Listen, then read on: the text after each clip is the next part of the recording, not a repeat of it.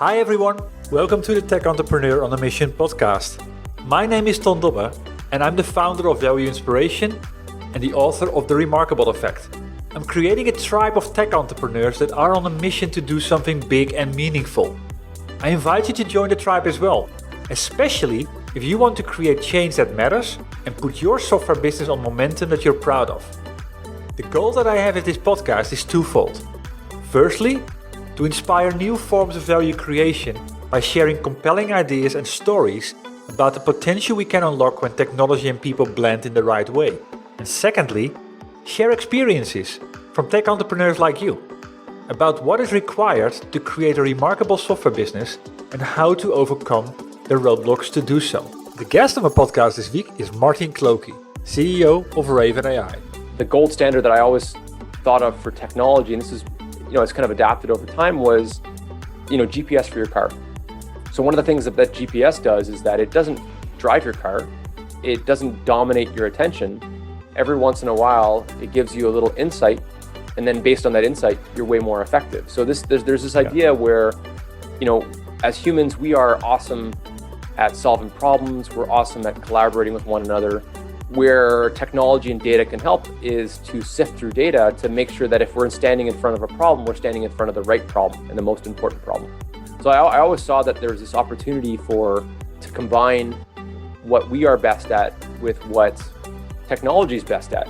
This is Martin. He's an experienced executive and an award-winning technology entrepreneur with a background in manufacturing, data science, IP, and operations management. He holds multiple patents and is a mechanical engineer graduate from McGill University in Montreal, Quebec. He's a problem solver, relentless resourceful, and always assuming something can be done. When he saw the massive investments in Industry 4.0 increase, but most companies failing to the benefits they aspire, he decided to found RavenAI. Raven is on a mission to help manufacturers accelerate continuous improvements, improve the service to their customers, and increase profits. How? By spotting opportunities and provide real-time guidance that empowers and engages manufacturing teams. And that inspired me, and hence I invited Martin to my podcast. We explore why many manufacturers have a false sense of what they think has happened versus what has actually happened. The result of this? They can't solve their most pressing problems because they can't pinpoint with accuracy what these actually are.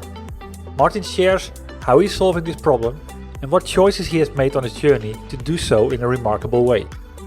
And by listening to this podcast, you will learn 4 things. Firstly, that to succeed in creating momentum and successful adoption, we have to go at the speed of humans. Secondly, what it takes to sell your SaaS solution to people on the shop floor versus the boardroom. Thirdly, how creating remarkable software starts with people that care about what they're actually building and people that are empowered to make decisions. And fourthly, that people often think going small and incremental is easier than doing things that are big. The fact is, doing things big is far easier to get people on board and excited about the journey. So hey Martin, thank you for making the time available today and being a guest on my podcast. Thanks for having me. Yeah, it's a pleasure. And I got introduced to you through another client of mine where we were having a discussion around the manufacturing space, and that's where your name came up, or the name of your company, RavenAI. And I started looking at the website, particularly the about. I always try to kind of figure out what is the backstory, what's the vision, the mission. And that's where I got intrigued, and hence I invited you. So we're going to talk about that in a couple of minutes, just for the audience to get a little bit of a grasp around who you are. If you would have to describe yourself as an entrepreneur, what are the 2 or 3 characteristics that pop up? That's a good question. I think in general, I'm a creator. So my background prior to being an entrepreneur was I did work in manufacturing, but I worked in design. And I think I've always been very excited by the blank page. This is a problem. There's no solution. Start from scratch. So I've always enjoyed starting from scratch.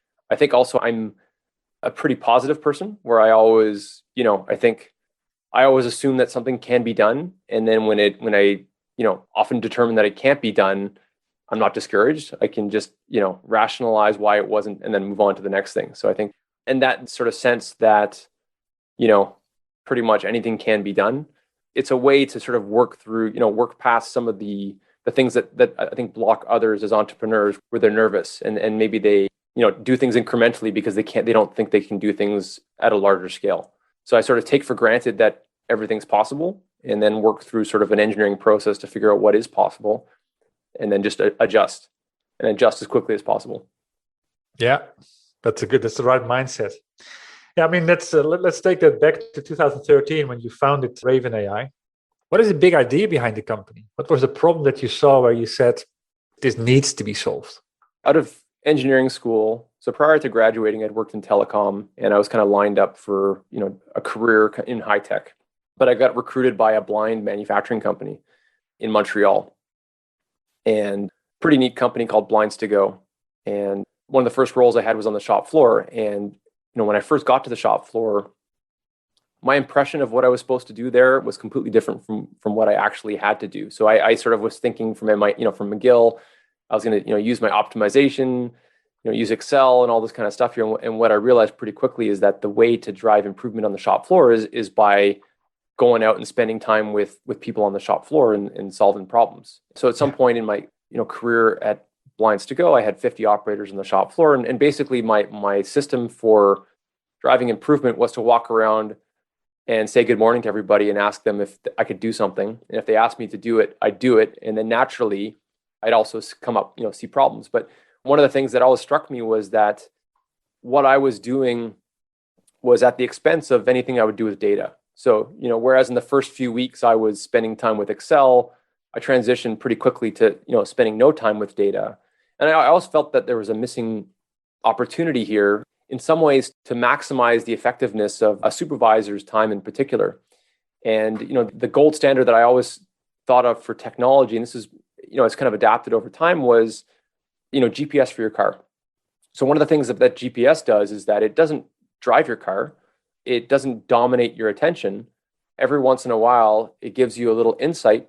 And then based on that insight, you're way more effective. So there's this idea where, as humans, we are awesome at solving problems. We're awesome at collaborating with one another. Where technology and data can help is to sift through data to make sure that if we're standing in front of a problem, we're standing in front of the right problem and the most important problem.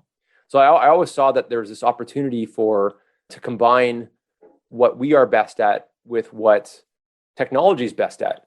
So we're problem solvers. Technology is good at math, and some of us may convince ourselves that we're good at math. And I have a degree in engineering, which is basically a degree in math.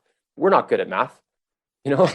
We're not good at taking in information. They talk about big data. We can't handle teeny data. Our brains, you cannot distract us. So that's why the bar for GPS in your car, it's every once in a while, turn left in 200 meters. And it's we turn left. Perfect. Every once in a while, little bits of high value insights. And that is the model that I'd always kind of envisioned for Raven. And that's one of the things, that frustration that I couldn't use data and work with my teams at the same time was the reason, we founded Raven. So you started the company, or you saw that problem, but what is the opportunity if you get this right? On the shop floor in a manufacturing organization, you get these signals like go right, go left, just ahead of time.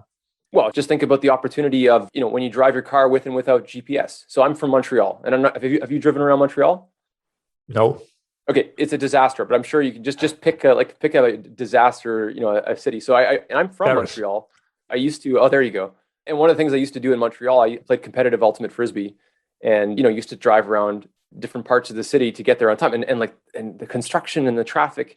And I remember at some point, when I first got GPS installed in my car, I remember going down this really strange route. I was trying to get to the South Shore, and it was taking me down all these weird, paths, and I didn't know where. And then at some point, I pop up, I'm on a bridge, and I didn't even know what bridge I was on. It was I think it was maybe the Jacques Cartier Bridge, so it wasn't an unknown bridge. But the fact that I probably saved an hour in traffic because of that insight, I would never have had that in a million years. Or once I was in Toronto driving with my wife's grandmother, and just driving around town, and she says, "Martin, how do you know the city so well?" And I kind of chuckled to myself. She couldn't see well enough to see that I had GPS there. But that's the idea here. How can you take technology and make it where we can perform at a much higher level? It's almost democratizing excellence, making it so that I can have, as somebody who has bad sense of direction, I can be as good at navigating traffic or better than a taxi driver. Yeah, well, that's correct. And yeah, typically what you see, what do you see with customers that start the before and after? Is it only about cost savings? Is it also about competitive advantage? Is it about more volumes, being able to respond faster to market changes?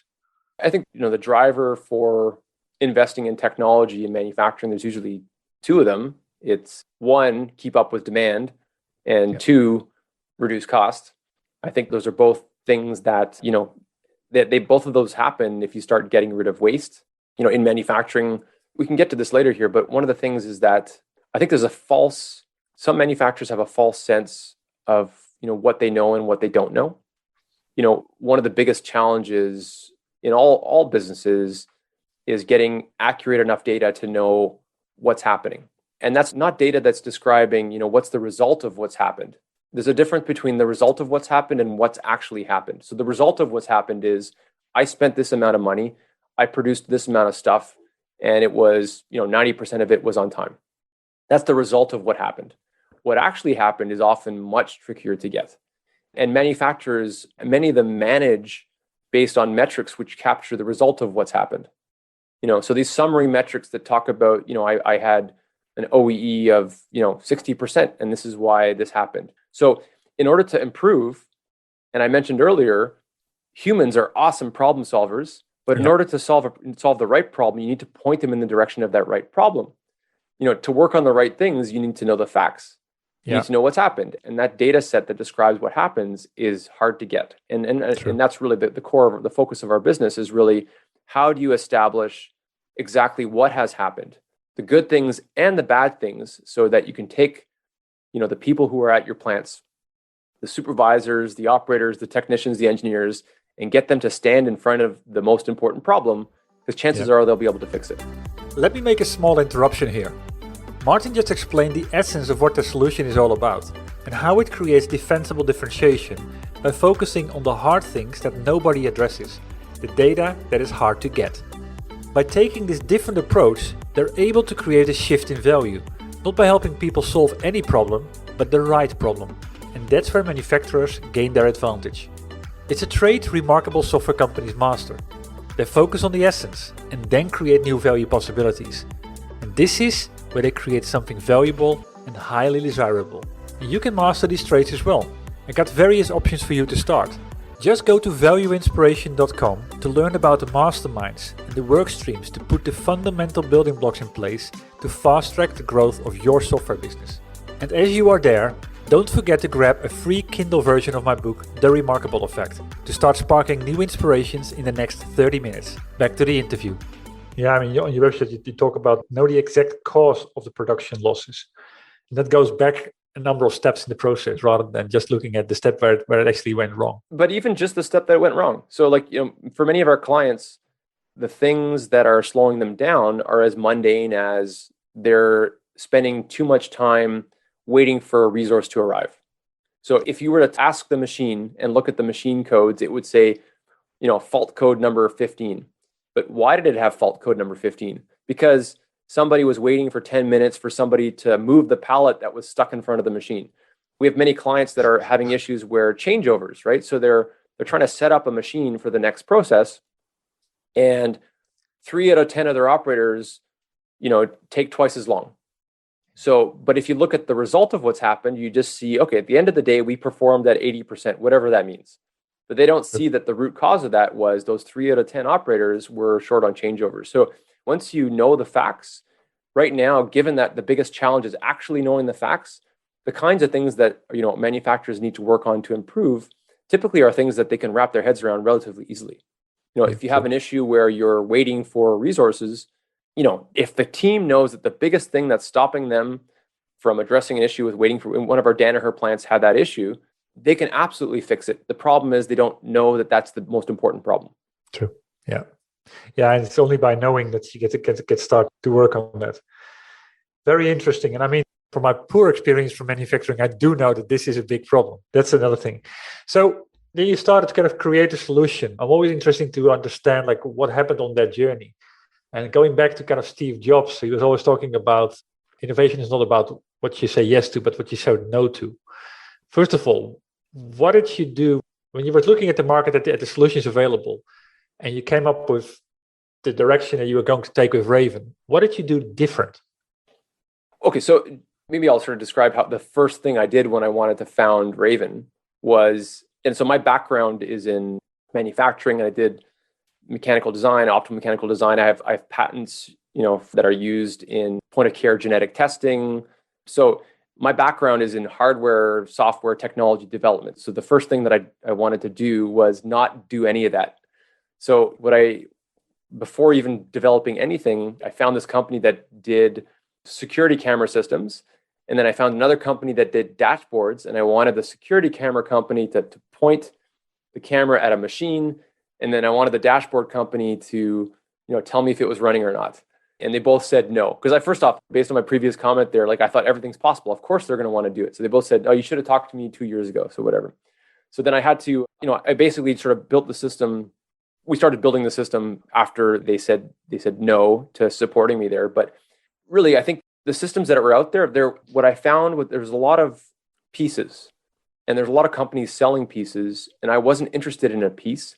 I was interested in GPS for supervisors. I was interested in exactly what I would have wanted when I was on the shop floor at Lines to Go in Montreal. And then I think there's a point where, companies can spend a lot of time looking at what else is out there. And every time I look back to what's out there, I see people trying to grab a piece of the puzzle. True. And I find it hard as an engineer to wrap my head around the path to value. Because at the end of the day, if I'm not able to provide that real-time guidance to somebody that allows for them to solve that problem more quickly, I'm having to hope. And I don't like to sort of give up the control and I want to know that it's going to deliver returns. Yeah. As an engineer, that's how you design a control system. And there's a point in my career where I was designing thermal control systems where it was very much around hitting that exact, I was trying to denature DNA. So DNA denatures at 95 degrees Celsius. You can't mess up. You need to be at that control point. So I think, the idea of closing the loop always made sense to me intuitively. And because of that, one needed to make sure to, go all the way from capturing the data, extracting that insight, and actually guiding that action. And if you don't do all three of them, you're going to be relying on somebody else. And typically when you're relying on somebody else in that kind of equation, you're going to be relying on humans to interpret data. And we are not good at interpreting data. This is so true. And that's exactly what I also see. That's everybody's working on a particular piece, and the automation part of that, where the augmentation is completely lost. That's where a lot of value is coming from. That's by connecting all the dots here. So that's what you did. Fascinating. I'd like to go back to a question, or actually a statement that Steve Jobs always made, which is, innovation is not about what you say yes to, but what you said no to. So how would you apply that to your business? There's two sides to answer that question. So first, as far as type of things, I think prior to founding the company, I was running a consulting firm, developing production lines and technology and all that. And one of the things that we decided early on was that we would avoid consulting revenue at all costs. Yeah. One of the challenges is that consulting revenue is a really easy way to generate revenue and grow the team here. But, what happens is that you make these bespoke solutions that potentially point you away from that solution, that universal solution that can be applied to all manufacturers. So that's one thing that, decision we made early on consciously. It's so dangerous. I don't know how companies combine that effectively, or, companies who end up being, service companies that are, made to look like product companies. But, for us, we've always stayed away from, making service a primary driver for our business. And that's not to say that we aren't open to collaborating, but when we do provide, on-site service, it's part of our way to learn from our clients. One of the things that's worked well for our business is the fact that we have expertise on the technology side, but we also have a bunch of experience actually managing manufacturing. So our chief strategy officer was president and CEO for a billion-dollar publicly traded tier one auto parts manufacturer. So we actually know what it looks like when things are being productive on the shop floor. So we take that knowledge, but then we don't try and charge, $40K a month for consulting services. So that was one thing here from a strategy perspective that we chose to do. Good point. That's also its mindset, and I see companies that really kind of stick into that service mindset because, it's also bringing bringing the money, it's bringing the revenue, but they never get disconnected from it anymore. I see the opposite side where they say every time we get a question or we have an issue, we make sure it never happens again. We automate it out of existence. And I've also been in a company whereby the services revenue was a really, really big component and it was lucrative. And even it stopped us from working with partners because we couldn't let go of the implementation revenue ourselves. So it can really block your growth. And that's the wise decision to make that early on in the process. So kind of bringing the solution to market then, did it end up going exactly as you wanted, or did you see surprising effects that you didn't anticipate? Was there anything that went different? Yeah, I think, and just we collaborate with consultancies. So, we collaborate with Boston Consulting Group and Deloitte, and I think that combination is just fantastic because at some point, exactly, when it comes to digital transformation, the technology is the easy part. The hard part is change management. Us humans are not good at taking in data. We also don't like change. So true. But I think that realization that the technology part was in some ways the easiest part was one that became more and more evident as we sort of grew as a company. We were fortunate to always have, we've been working with Danaher for a long time, fantastic, manufacturing organization. But yeah, recognizing the fact that you can turn on technology, with a switch, but people don't work that way. And people need to understand at every step in the process. So I think that's something that has guided our product development so that, the way that we turn the product on is incremental so that you can get operators on the shop floor and supervisors to actually understand it every step in the way. What's interesting is if you go on LinkedIn, which you should be on LinkedIn, but if somebody posts a picture of a whiteboard in manufacturing, it's amazing how much activity that triggers. So you have all of the new school dashboard companies going like, what are you guys doing with a whiteboard? It's like, that's the worst thing. What are you guys stuck in the 80s? And then you have all the old school saying like, no, this stuff works. And the reality is both groups are absolutely correct. But what they're missing isn't the actual photo. They're not missing that instant of the photo. They're missing the progression that it took to get to that point. So to get to the point from no whiteboard to whiteboard, one of the good things with whiteboards, everybody understands. So you go on the shop floor, somebody starts drawing lines and say, okay, so now when we do a good thing, it's green, and when we do a bad thing, it's red. Like they all get it. So the fact that there's this natural onboarding process because it's tactile, it's manual, means that the operators are engaged and they get it. So if you just take a dashboard and slam it on the shop floor and flick it on, you've missed out on that engagement. So for us on the technology side, let's not skip on the engagement side. Let's make it so that the early versions are so simple that the operators are going, okay, so now I want you to add this feature because I want more. I want to be able to, use this tool to be more descriptive about the things that are causing me problems. So I think that's the, I think as humans, we often see things as snapshots and we don't see things as they progress over time. And that progression over time, we need to go at the speed of humans because technology will always be faster. Good point. Yeah. I like that. The speed of humans. I mean, at the end, that is what it's all about. Don't forget there's a human in the loop and that they have to kind of start working with. That's not going to change. And there's going to be a human in the loop for a long time because there's And in many cases, you get a better result by kind of putting the two together. A lot of people think that technology, of course, like your example in the beginning, like technology is better at mathematics. Yes, but just think about what your eye can do compared to some people think that data in an Excel file is higher quality than data from your two eyes. That's shocking. So so what that data in Excel can do is you can say, okay, you should go and look at this thing. So data, on the technology side, it's quite coarse compared to what we were able to do. And one of the things we talked about, the benefits to manufacture, there's, you can deliver on time or you can reduce costs. And a lot of those are linked to, a bunch of wastes that are typically associated with manufacturing, like, poor quality transportation. The biggest waste right now is underutilized resources. And this is it's one of the categories of waste. True. If you think about the capability of each human that's standing on the shop floor, it's massively underutilized because they're having to do things that they're not that good at. And that's why this idea of combining technology with humans, allowing humans to do more of what they're good at, there's going to be massive increases in productivity. Exactly. And what it will look like, I don't know if we can even tell what it will look like, because it'll naturally be an evolution. It won't look the way it did in the past.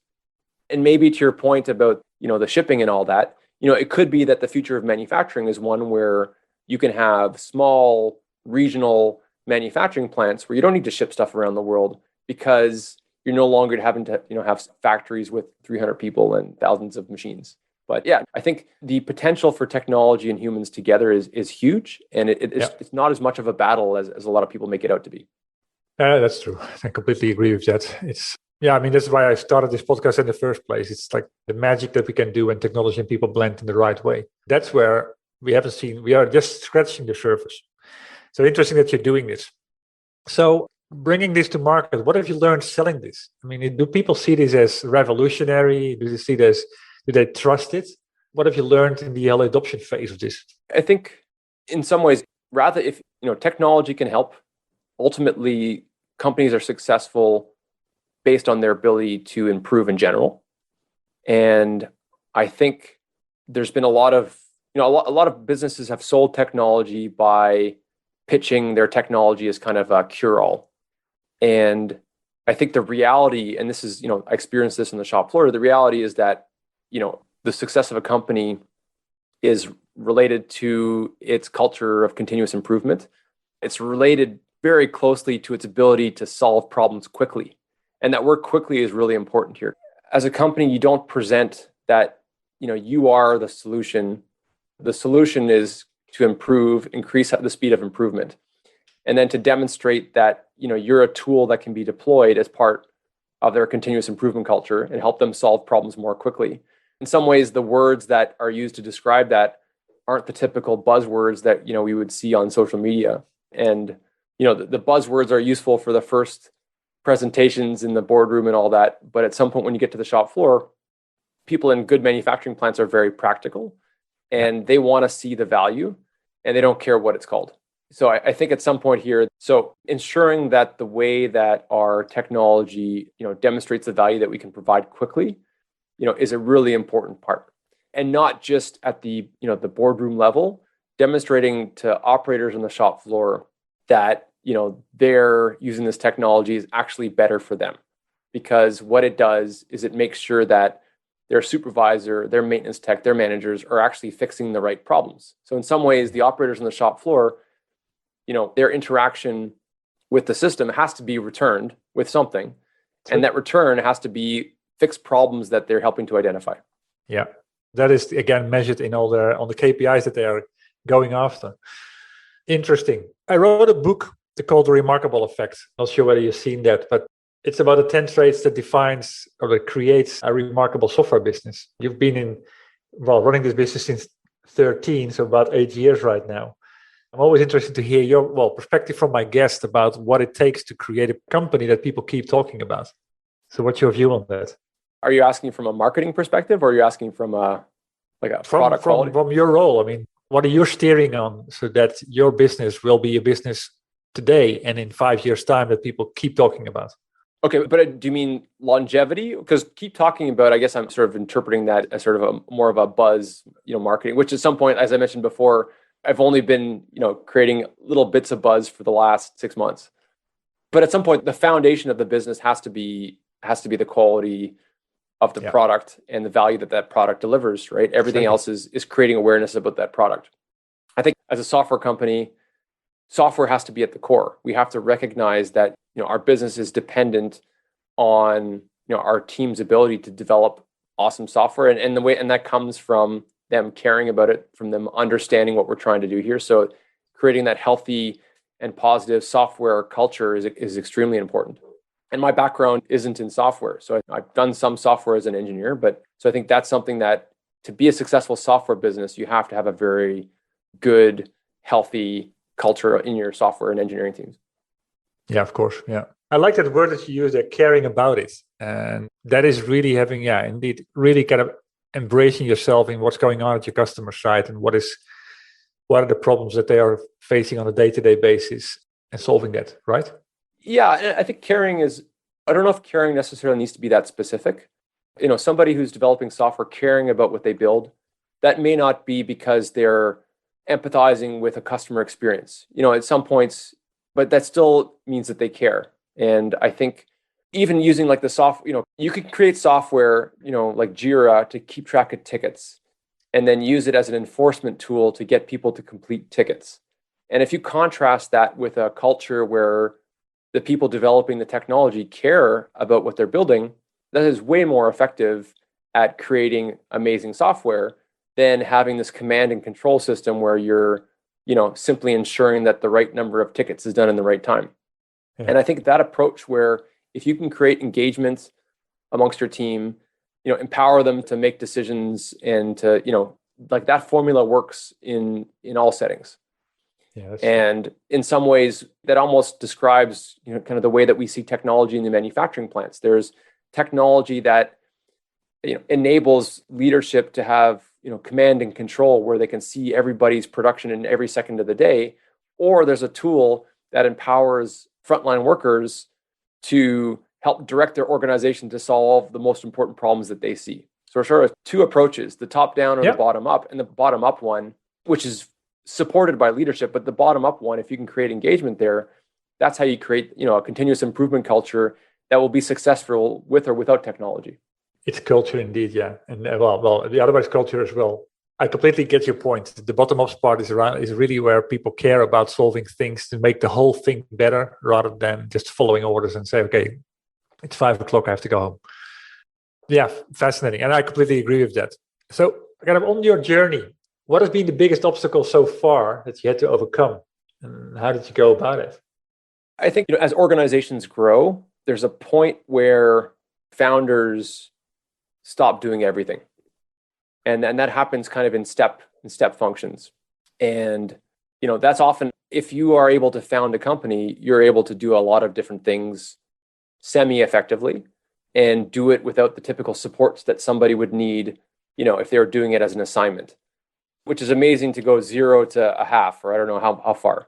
So there's a point where to, reach escape velocity, you need to outgrow, the contributions of the founders. And that's not to say that the founders are less involved, but that involvement changes.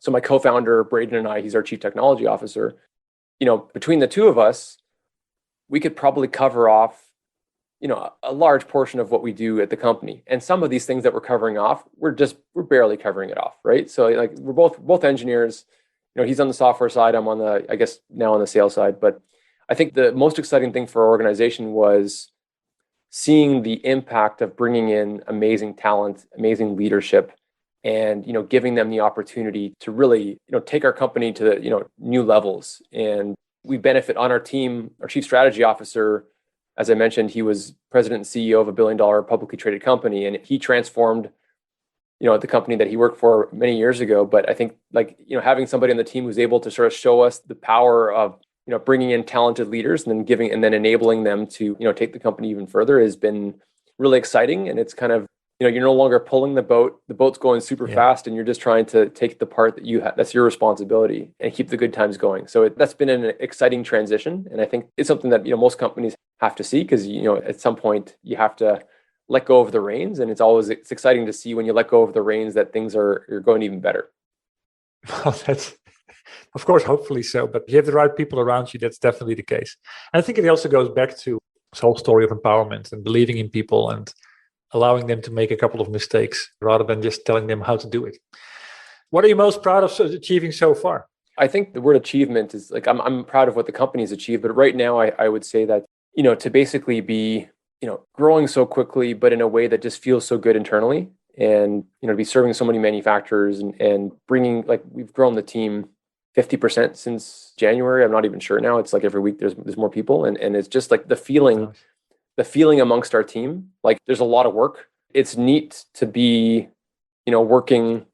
I would even say now it's neat to be working for an organization that feels the way it does. It's nice to be successful and it's nice to grow. And I think, and I would say I'm proud of what the company has achieved, because I wouldn't want to say that it's what I've achieved, because I've contributed to it now. So I'm on the boat along with the rest of the team. True. And it's neat to be on the ride. And it's neat to see us going faster and faster and faster, because the problem, as we saw it when we founded the company, is still there. We're way further ahead with regards to how to solve it now. Plus, with the pandemic, there's this newfound interest in changing how people use technology at the plants, right? So it's like there's a perfect storm, for Industry 4.0 happening right now. Yeah, I agree. And it's the digitalization roadmap or journey has really shrunk and accelerated during COVID, and it hasn't stopped yet. I think it's just accelerating even further right now. The adoption, so the acceleration of adoption, that isn't the acceleration of value from the adoption. And that's the one thing here where this time around, people need to see the returns, because without that, their businesses are going to struggle. Like right now, like they're not able to hire in manufacturing, and they actually need to see that improvement. So it's neat. So the investment is cool. So, when companies sell technology, fantastic. But the longevity will depend on how good, the technology is. Like at some point, if you and I spent some money on GPS for our cars and it didn't work, we would turn it off. We would, cut off the subscription, right? Exactly. Second time you sent me in this road, and it's a dead end road. Yeah. From all the lessons that you learned, almost final question, like the tidbits of wisdom, as you call them, what will be a do and what will be a don't if you were to give advice to people that aspire to be technology CEO like you are? I think it's hard to say do or don't, but I think being optimistic and practical at the same time is an important combination. I think, it has to be the combination of two of them, because if you're optimistic and not practical, then you're going to start doing stuff that won't be successful. But that just the positivity is something that I know I share with my co-founder. And that's not to say that things always go well, but I think that general positivity combined with, in some ways, when there's uncertainty, it's almost like we get a buzz out of uncertainty. I would say the do is you need to find that combination of being optimistic and practical, because without those two, you'll either get demotivated and not do it, or get super motivated and crash into a wall. So you need to find a way to dial those two in a way that will get you to success. I think the other thing is that people often think that doing things that are smaller and incremental is easier than doing things that are bigger. So one of the things that if you choose to do something big, it's easier to get people on board and excited about your journey. And I think it's something that you see many founders do. They want to, okay, I'm just going to do this incremental thing and then add on that next thing. So in some ways, as an entrepreneur, there's the idea of a horse before cart and cart before horse. Doing things backwards as an entrepreneur is often an effective way to test hypotheses and create excitement. And at some point, how people respond to your idea, how people respond to your business is really important early on. So the two things I would say, dial, the optimism, practicality dials, but the other one is don't be afraid to think big and then test your hypothesis by telling your story. And the story really matters. At the core, as a CEO, you need to be able to tell a compelling story. And that's almost your most important job. And you tell it in different settings to different people, but storytelling is incredibly important. Love the way you say that, because I'm a big fan of that as well. And I believe that's super, super valuable. And often something that we easily forget. So what's next for you? Where do you want to be in 12 months' time from here? I am not particularly motivated. I'm motivated by real-time improvement, real-time speed. And I don't like to look out too far. I look back if it's useful. So at some point, 12 months, it'll be different. It'll be different because we're improving. To establish a mile marker that's not personally in my mental model, I like to improve quickly, and we are doing that. And I like to go even faster. So, just like the product that you're selling on the shop floor. Without question. It's like put your head down when you're biking, like biking 100K.